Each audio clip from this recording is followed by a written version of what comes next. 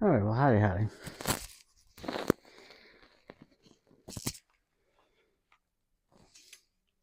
Not sure exactly what I want to.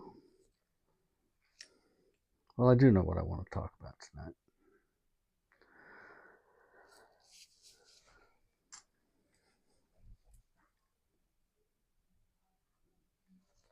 I want to talk about dice setting and dice influence slash dice control.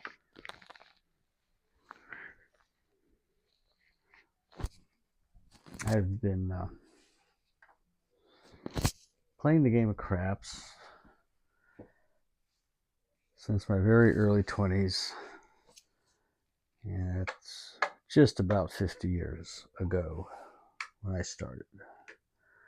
When I started playing craps, to give some perspective to any of you old timers out there, it was not uncommon to find a bird game in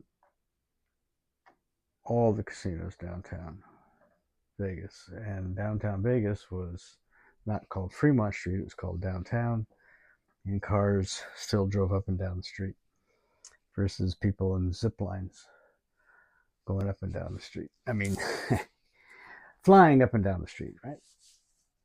Um, Around 10 years ago, I became aware of shooters, players, uh, positioning the cubes in sets.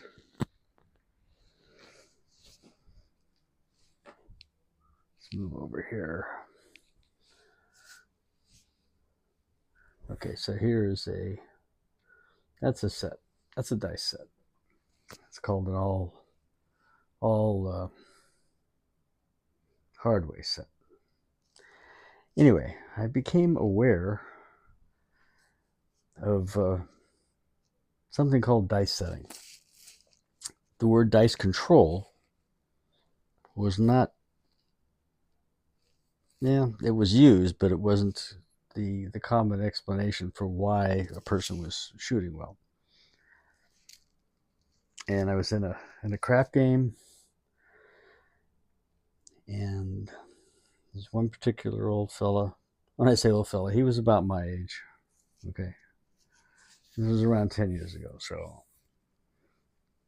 early. Both of us were in our early 60s at the time, and I noticed that when the dice came around to him, he held them for quite a while and hit his points, hit several points, many numbers before he sevened out, which in my years of experience, yeah, that happens, but it's not something that happened every time a shooter touched the dice.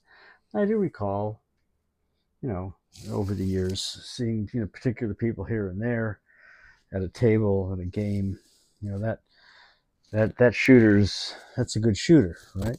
You were always looking for the good shooter. Anyway,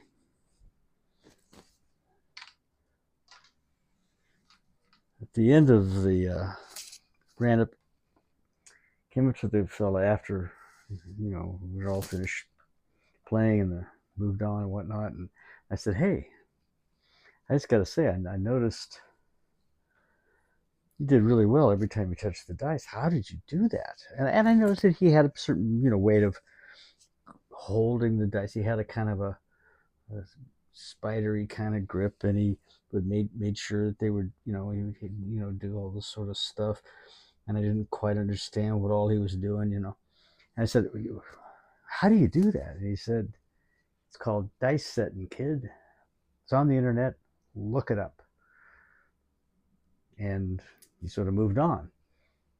I got to know him later on, uh, after running across him a few other times. But I did look it up, and lo and behold, there was this thing out there called dice setting, and there was a couple of uh, authors or books or this, that, and the other that were referenced, and I started looking into it. I read what I could find on the internet, and I picked up a book or two. And at the time, for some personal health reasons, I had a lot of time on my hands, and so I had a lot of time to read. And I became fascinated with this concept that you can do what's called a preset. Two off axis. You can do what's called a preset. And that right there is a preset, hardware set. And by doing that and throwing the dice, say, in a consistent manner, you can perhaps influence the outcome. There's a double pitch 7. So I started grabbing an old pair of dice. I had an old pair of dice that I had gotten at the gift shop at the Golden Nugget Casino downtown. Again, while cars still went down the street. And they happened to be the large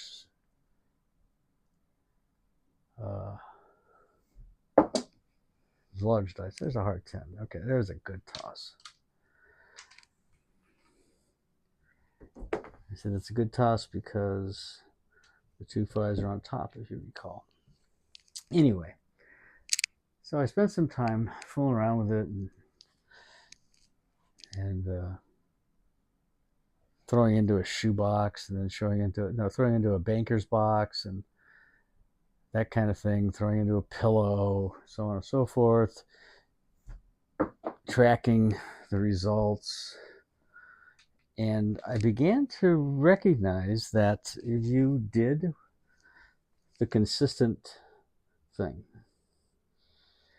you consistently put a set together, a preset, and you consistently held them the same way, and you consistently stood in the same place, and you consistently picked them up the same way, and you consistently tossed them the same way, you began to get consistent results that minimized the occurrence of the 7. And I thought that was worth continued research, if you will. So I read everything I could get my hands on. I built a variety of different practice rigs until I finally got to the point where I said, I got to get some pyramid rubber. I've got to get an actual casino quality layout so that that's the same. I did research and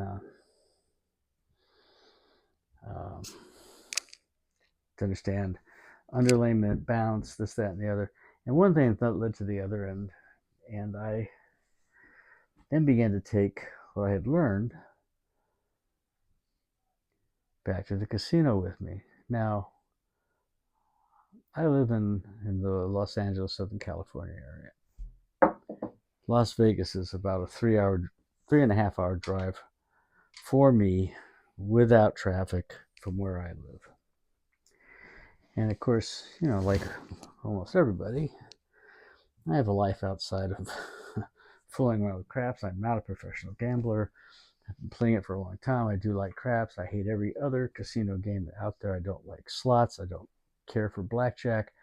I'm a horrible poker player. And I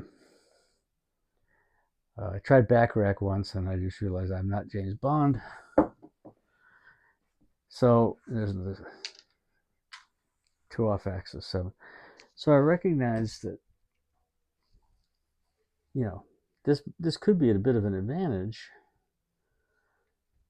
when I made my periodic trips out to Vegas, as I had been doing for years. And lo and behold,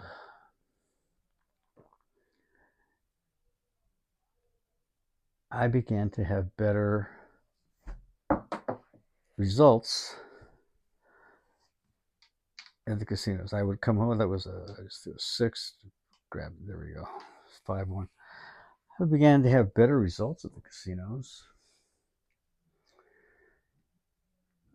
Come home with a little more or the same money that I left with. And I began to understand that, hey, there's a little validity here. And why not keep practicing it? Why not keep learning more about it? Why not keep on keeping on, as they say? So I share all of that with you because the YouTube, and over time I started posting videos on YouTube to share kind of what I have learned or what I had learned up to that point. I was a repeater on the 6. And there was other folks out there at the time who were all kind of in the same spot, I think, pretty much. And it was a lot of fun. And then COVID hit. And then it became a way to keep in touch with people and interact outside of your confinement. Confinement. And all that sort of shit. Oh, that's bad. Well, it's a decent looking toss. Bad result. 2 off axis. I'm not really focusing so much on my toss as much as I am on the conversation. So lately, or not lately, but maybe I've just noticed it more lately,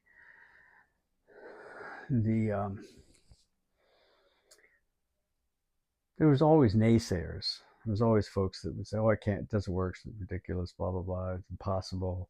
Just watch it in slow motion." So on and so forth. Blah blah blah.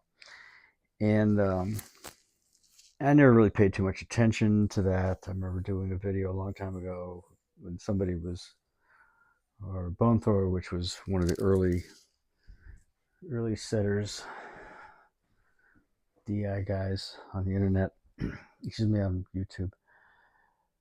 Said, it's a toss for the BT doubters. And I think I had a really long, fairly long toss at the time, which kind of surprised even me. But anyway, I thought I would just sort of put this video out to say, look, you folks, or folks out there, not you folks, I'm trying to be personal, but folks that dice influence and dice setting has no influence or is not important or doesn't work and is a waste of time, I think you probably haven't given it a shot from your perspective in terms of actually trying to learn how to do it. And if you did try to learn how to do it, my guess is you probably were unsuccessful.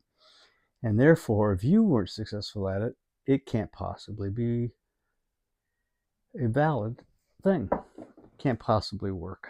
There's a hard 4. Whoa, that's beautiful. I'm beginning to sort of dial in a little bit more on my toss. And so I don't know whether any of the naysayer types will watch this video. They may and they may not. And if you do, I would just say to you, God bless your opinion. You're certainly entitled to it. But your conviction that it can't work or doesn't work, what is that based on? Is that based on just looking at a few people throwing? What's it based on? If it's based on you trying to do it and not being successful, then maybe that's the reason why you don't think it works, is because you couldn't do it. And that's not bad. I'm not trying to be critical of the fact you couldn't do it. I'm just trying to say, don't criticize or don't say that it can't be done because you couldn't do it.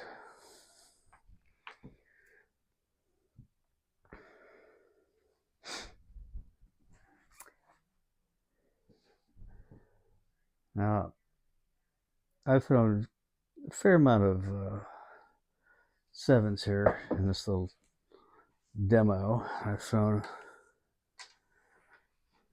quite a few not sevens, and I've been talking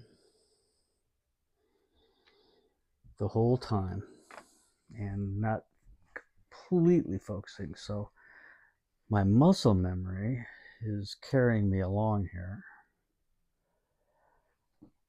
And I will let's say that, when any skill and dice influence includes the positioning, the preset, the setting of the dice, the grip, the mechanics of delivering them to the other side of the table. It is a skill, and anything that is a skill requires concentration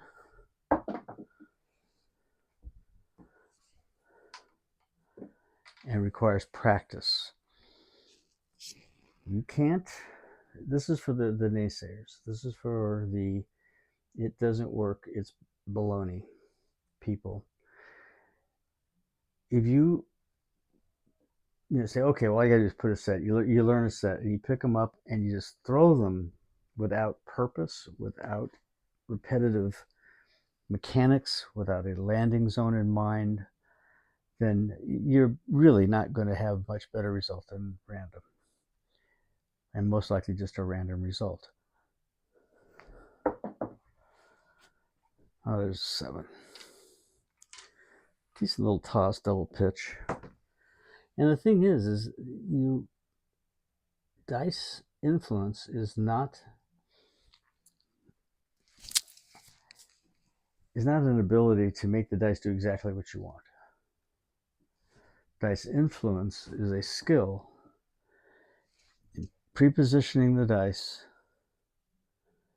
and tossing them in a repetitive manner to influence the result and have an edge in your betting in the game of craps. That's what it is. It is not a guarantee I'm going to win every time I go to a crap game and pick up the dice and use a preset and toss them down the table. Everybody who's become accomplished at the skill will tell you that there's another 7. This is a beautiful double pitch again.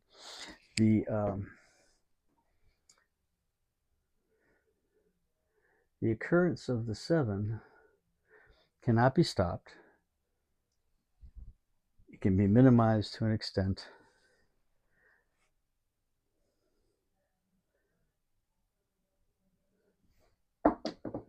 And there's a 4. Easy 4. And an edge can be gained by approaching the game of craps and shooting the dice as a skill versus just a random event. There's a 7. Random event. Pick them up. Random event. There's a 6. Doing that versus a preset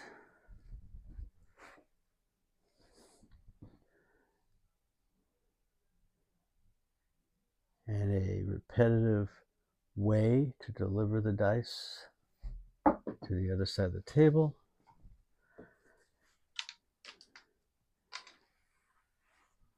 I won't say can, I will say will,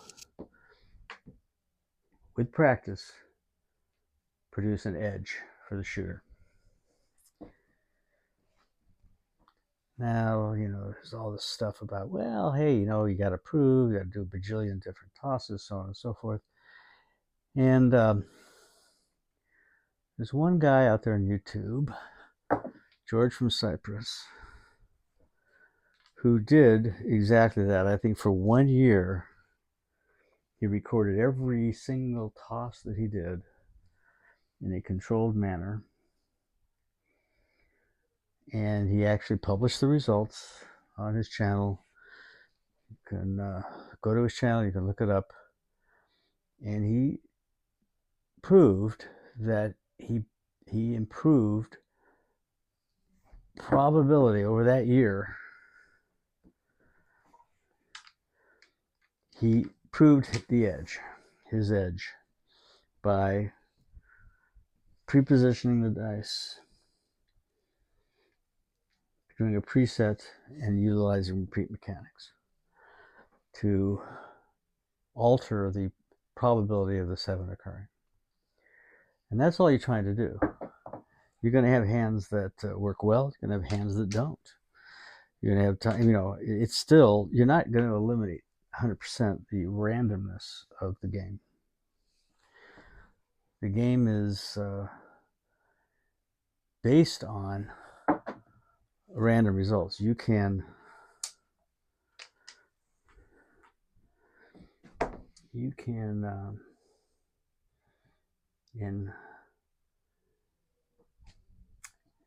with practice, you can give yourself a small edge, and with proper money management and good betting higher probability numbers, so on and so forth, hopefully come away playing the game, enjoying what you're doing, and with a little bit more money in your pocket than you give back to the casino. And that's really all it's about. I mean, I think folks who don't think it's real or doesn't make it's not valid, they're maybe coming at that from a position that, well, if it was real, you'd make millions of dollars, or you'd be so successful, so on and so forth. But hey, you're still in a gambling casino. You're still playing. You still got the house edge to overcome, and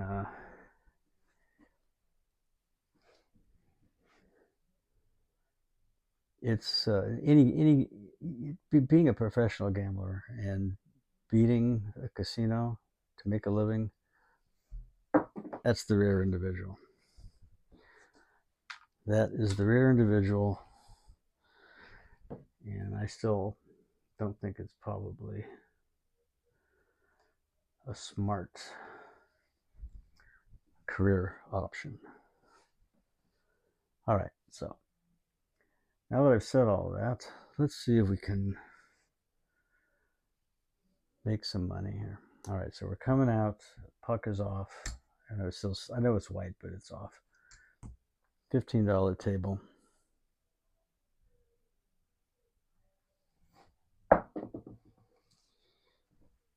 And we got a 6-2-8. Puck will go to the 8. I'll talk just a little bit about betting strategies that I like. I like, when I'm shooting the dice, to do a PSO hedge on the come out roll, or the point after come out roll, because I've been around long enough, seen it enough to know that PSO, regardless of what influence you think you might have, is a distinct possibility, and I'd like to hedge against it. So that's what I do. I put a come bet down after I've established a point.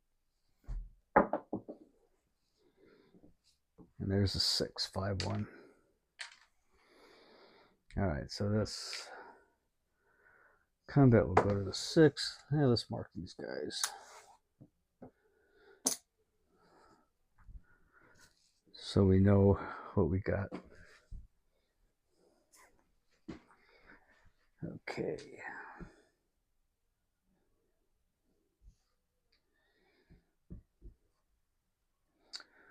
And let's go ahead and take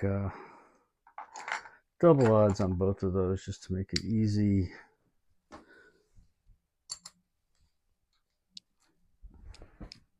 From the demo perspective, I'm not going to change the set. I'm not going to try and just going to keep doing the same hardware set that I've been throwing.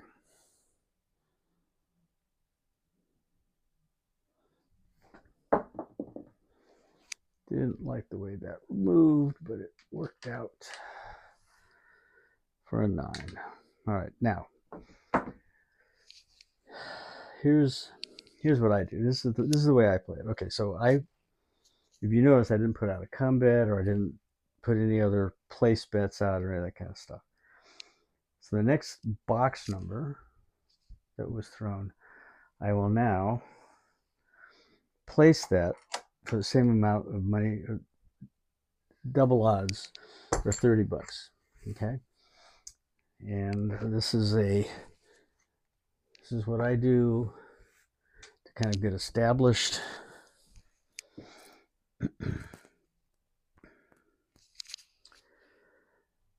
So I have 3 numbers in play: the 6, the 8, and the 9. Those are all reasonably good numbers from a probability perspective to hit before the bad guy.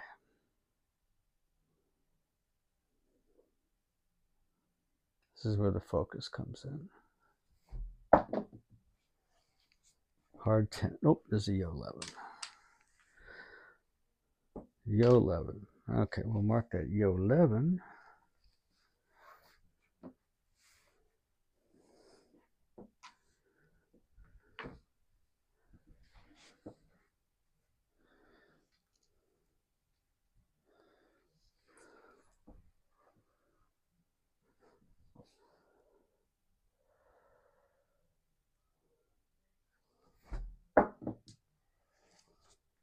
And there's a 954. Peter on the 9 pays me 35 bucks. Let's just do a simple 1 unit press. We're just getting started here, folks. You know, I don't get too aggressive, right? That could be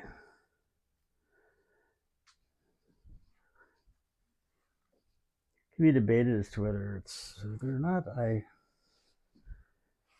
I'm conservative in that manner. I want to get a few of these before I start getting the sort of pressing going. There's a 10.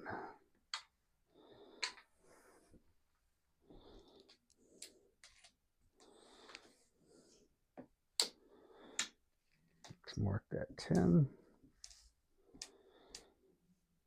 I didn't put any ATS money up, but I like marking it just to see.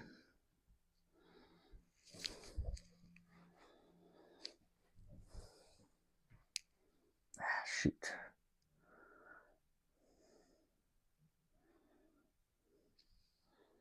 So it slipped a little bit there when I picked them up. Okay, here we go.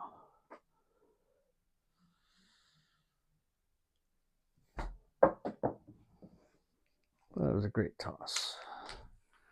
Got a nice little Yo 11 out of it. I already marked the Yo.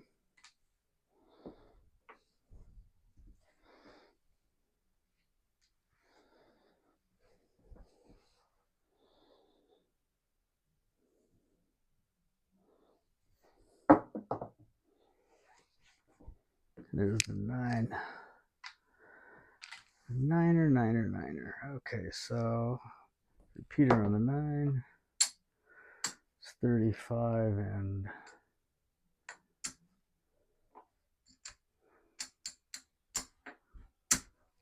$29.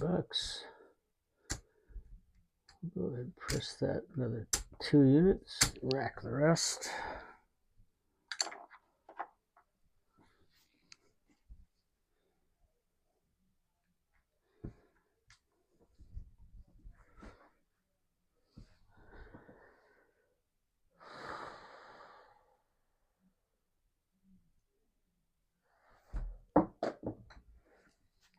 There's a 3. Ace caught a deuce. That is very significant if you were doing that ATS, because those damn threes are not easy to hit.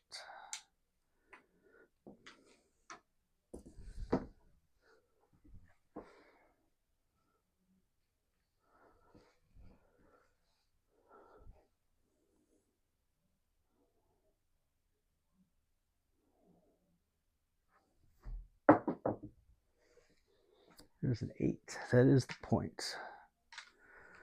There's the 8, which is the point. All right, we'll mark that. Point hit. And we'll go ahead and see, we got 3. There's going to be a $51 payout. And I'm going to stop the demo at this point.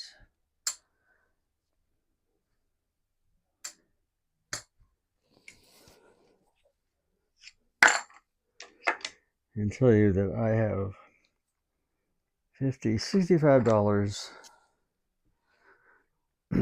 that I've locked up in my rack.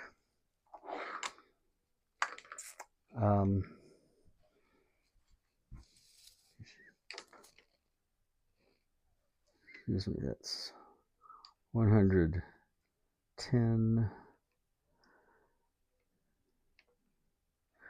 Actually, I have 120 that I've locked up in my rack from that hand until this point was made.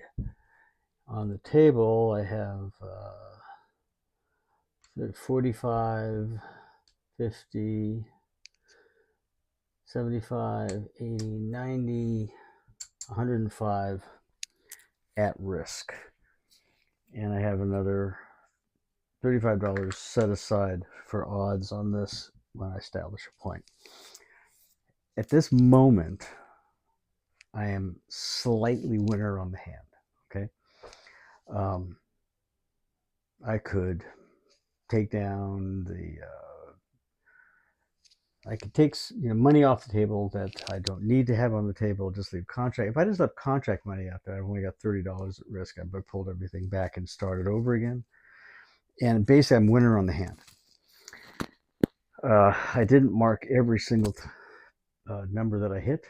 I still have not thrown, the devil has not appeared yet, but I am 1 number away from the tall and 3 numbers away from the small in a really relatively short hand. So, that is what dice influence is. That's what it is. That's what it is. I felt pretty confident every time I was throwing those dice because I have worked on it, worked on the skill, understand what the dice set is, understand what it's capable of based on the way I tossing and so on and so forth, based on the table surface that I'm throwing on. And that can be replicated in the real world, in the casino, with careful application. You cannot, it would be like somebody who, say, they're very accomplished at any particular skill. Let's say it's golf.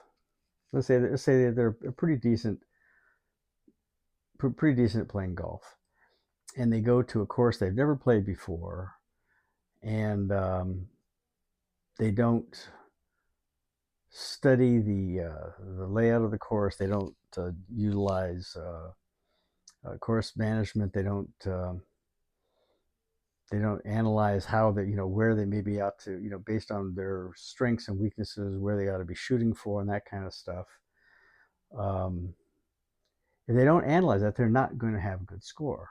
They just go out.